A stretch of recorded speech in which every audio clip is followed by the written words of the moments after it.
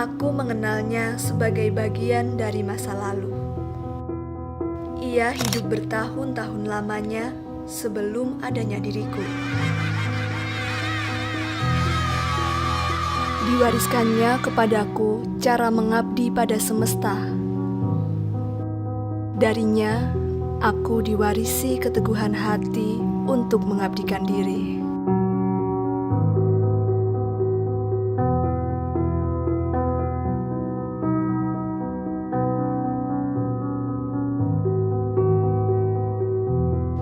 Ia benar-benar tahu kepada siapa setia harus diberikan.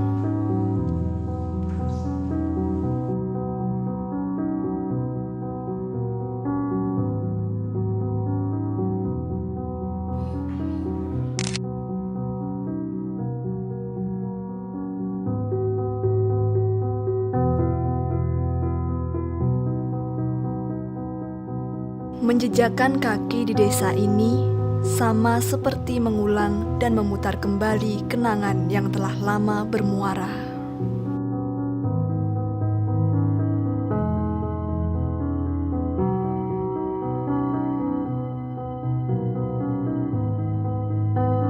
Melalui dirinya, aku mengerti apa makna setia yang sesungguhnya.